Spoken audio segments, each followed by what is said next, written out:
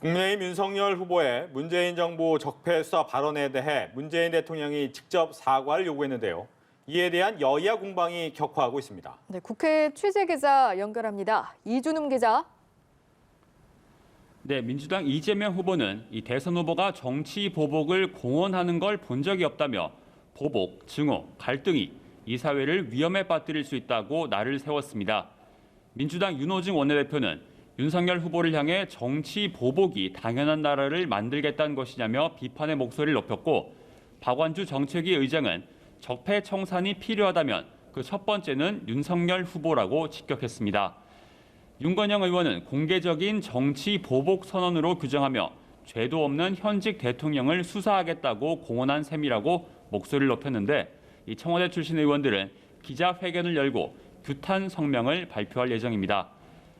국민의힘은 선거 개입이라고 반발했습니다. 이준석 대표는 중국에는 한마디도 못하면서 야당에만 극대노한다며 명백한 선거 개입이라고 지적했습니다.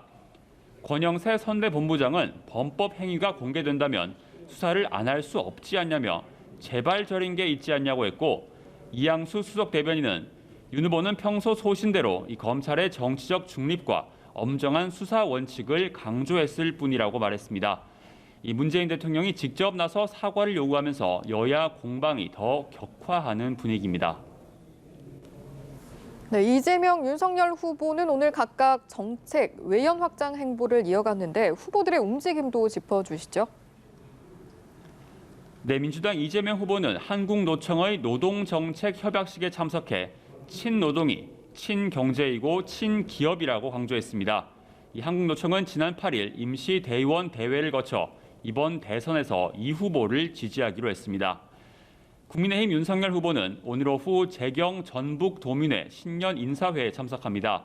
이 전북 지역 공약 이행 그리고 국민 통합 노력 의지를 밝히며 외연 확장에 안간힘을 쓰는 모습인데, 같은 시간대 열리는 김종인 전 총괄선대위원장 출판 기념회에는 참석하기 어려울 것으로 보입니다. 국민의당 안철수 후보는 공식 선거운동에 맞춰 포털 광고와 유세차 계약을 완료했다며 재차 독자 완주 의지를 밝혔습니다. 민주당과 국민의힘과는 교감이 따로 없었고, 만약 단일화 실패로 선거에서 패배한다면 그 책임은 큰 정당에 있는 것이라고 했습니다.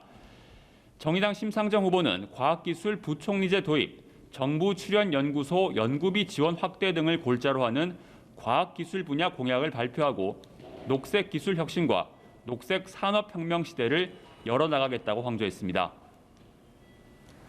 한편 오늘 국회에서는 대선 당일 코로나19 확진자에 대한 투표권 보장 방안을 논의하는 것으로 알려졌는데 현재 어떻게 진행되고 있습니까?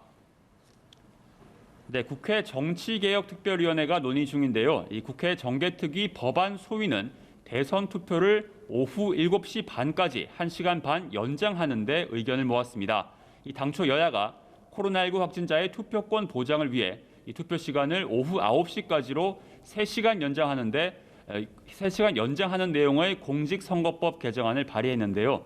하지만 중앙선거관리위원회가 반대해 조정안이 마련됐습니다. 잠시 뒤 오후 5시에 정개특위 전체 회의가 열리는데 이때 회의를 통해 최종 확정될 전망입니다. 지금까지 국회에서 전해드렸습니다.